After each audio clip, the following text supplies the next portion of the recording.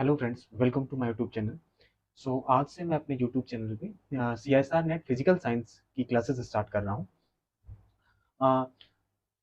Obviously CSR net gate और JEST के syllabus almost similar हैं और एग्जाम पैटर्न्स भी ऑलमोस्ट सिमिलर है। तो जो स्टूडेंट्स गेट और जस्ट की प्रिपरेशन कर रहे हैं उनके लिए भी ये क्लासेस हेल्पफुल होंगी। अ, मेरी टारगेट ऑडियंस एमएससी के स्टूडेंट्स हैं जो कि एमएससी फर्स्ट ईयर या फाइनल ईयर में हैं और पीएचडी परस्यू करना चाहते हैं या नेट क्वालिफाई करना चाहते हैं। और कुछ पीएचडी स्टूडेंट्स जो कि अनफॉर्चुनेटली एग्ज़ाम क्वालिफाई नहीं कर पाए हैं और इस फील्ड में आगे भी रहना चाहते हैं, तो उनकी प्रिपरेशन के लिए ये वीडियोज़ हेल्पफुल होंगी। तो हाँ, शुरू करते हैं। तो आज ये इंट्रोडक्टरी वीडियो है। आज की वीडियो में हम कुछ प्लानिंग्स डिस्कस करेंगे और इसके बाद की वीडियो से हम डायरेक्ट टॉपिक पे आएँगे। तो पहले हम सिलेबस डिस्कस कर लेते हैं।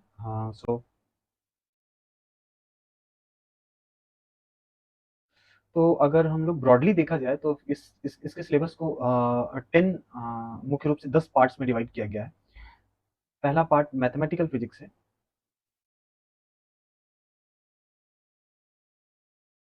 पहला पार्ट मैथमेटिकल फिजिक्स है,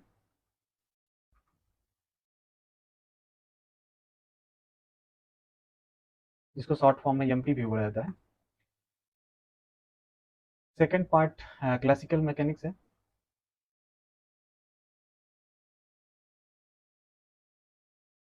जिसको शॉर्ट फॉर्म में सीएम बोला जाता है। Third part will be quantum mechanics,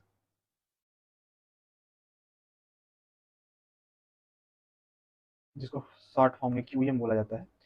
और fourth part thermodynamics,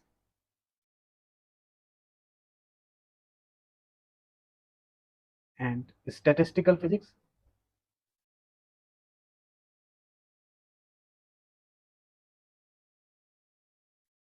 fifth part electromagnetic theory.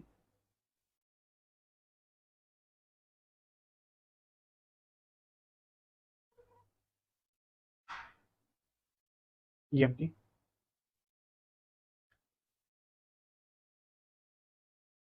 Six part atomic and molecular physics.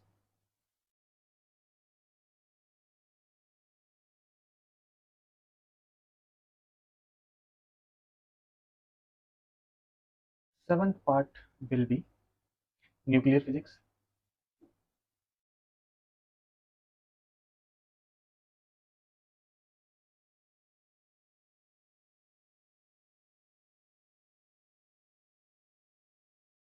Eighth part solid state physics.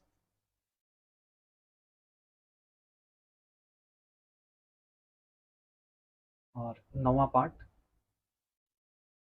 Is electronics. Okay.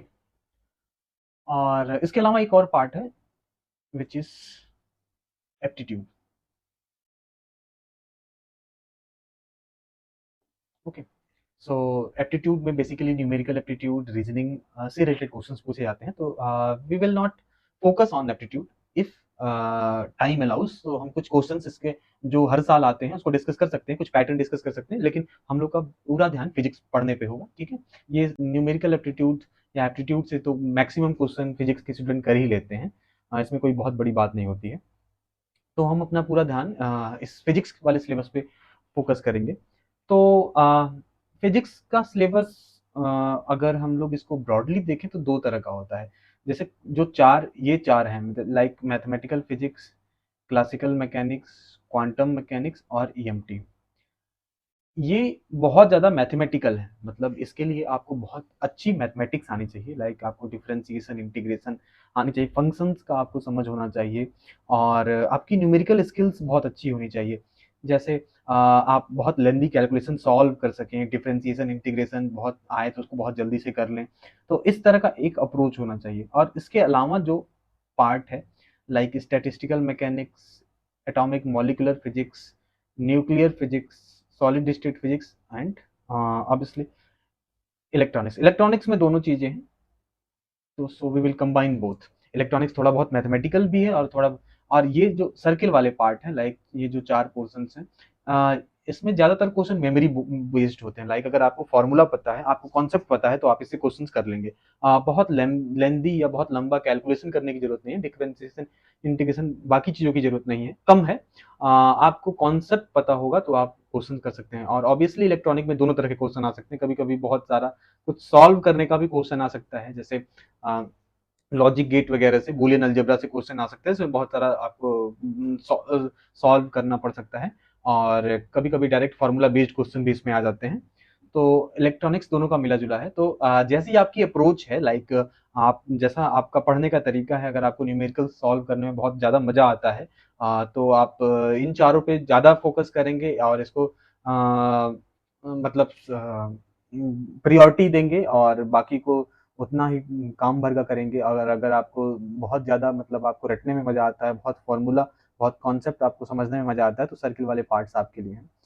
तो कुछ लोग बोलते हैं कि सिर्फ 4 अगर तैयार है, like mathematical, physics, classical, quantum और आरईएमटी तैयार है, तो आपका नेट निकल जाएगा। ऑब्वियसली निकल जाता होगा, तभी लोग बोलते हैं। बट मेरा ये मानना इसमें है कि आपको सारे सब्जेक्ट की नॉलेज होनी चाहिए, तो आपके लिए थोड़ा सा इजी होगा, क्योंकि कब किस जगह से कैसे क्वेश्चन आ जाए कोई नहीं जानता है। कभी कभी ऐसा होता है कि क्वांटम मैकेनिक्स से बहुत टफ क्वेश्चन आ जाते हैं, तो अगर आप उसके भरोसे जाएंगे तो आप शायद नहीं कर पाएंगे। कभी कभी ऐसा होता है कि क्वांटम मैकेनिक्स से बहुत इजी क्वेश्चन आ जाते हैं, तो कब कौन से पोर्शन से इजी क्वेश्चन आ जाए कोई नहीं जानता है। तो हमको अपनी strategy through out the syllabus बनानी होगी। लाइक हमको पूरा सिलेबस पढ़ना होगा, हाँ बहुत टॉप नॉच नहीं पढ़ेंगे, बट ये है कि एटलीस्ट सारे सिलेबस का नॉलेज हो कि जहां से भी आसान क्वेश्चन आए वो क्वेश्चन हम कर सकें। ओके, तो सिलेबस के बाद हम लोग जैसे एक टॉपिक स्टार्ट करेंगे तो उसमें अंदर की डिटेल डिस्कस करेंगे, बट मुख्य रूप से ये 10 पार्ट ही पढ़ने होते हैं। और उसके बाद हम लोग एग्जाम पैटर्न के बारे में थोड़ा बहुत डिस्कस करते हैं। लाइक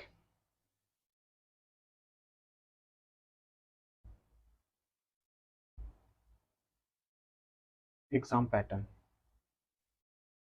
तो इसका कंप्यूटर बेस्ड टेस्ट होता है। लाइक पहले पेपर मिलता था और ऑफलाइन एग्जाम होते थे, लेकिन अब से पिछले कुछ सालों से ऑनलाइन एग्जाम हो रहा है। और इसमें इसके पेपर में 3 पार्ट होते हैं। पार्ट ए में कुल आपको 20 क्वेश्चन मिलेंगे, जिसमें से आपको 15 क्वेश्चन करने होंगे, और एक क्वेश्चन 2 नंबर का रहेगा। तो टोटल 30 नंबर मैक्सिमम इस पार्ट से मिल सकते हैं। तो पार्ट ए में 1/4 माइनस मार्किंग होता है। लाइक अगर 2 नंबर का एक क्वेश्चन है तो 0.5 का माइनस मार्किंग होता है। सिमिलरली पार्ट बी में कुल 25 क्वेश्चन होते हैं, जिसमें से आपको 20 अटेम्प्ट करने होते हैं, और एक क्वेश्चन 3.5 मार्क्स का होता है। तो टोटल 70 मैक्सिमम मार्क्स मिल सकते हैं आपको पार्ट बी से। और 1/4 माइनस मार्किंग यहाँ भी होता है। सिमिलरली पार्ट सी में 30 क्वेश्चन कुल होते हैं, जिसमें से आपको 20 करना होता है, अटेम्प्ट करना होता है, और एक क्वेश्चन 5 मार्क्स का होता है। तो टोटल 100 मार्क्स मिल सकते हैं पार्ट सी से।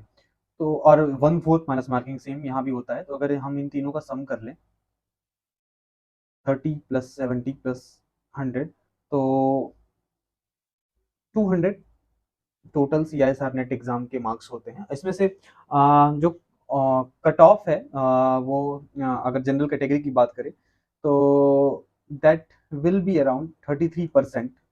इससे कम नहीं होगी, इससे ज़्यादा ही होती है। लाइक 66 मार्क्स अगर आपके हैं तो आप कट ऑफ क्लियर करते हैं।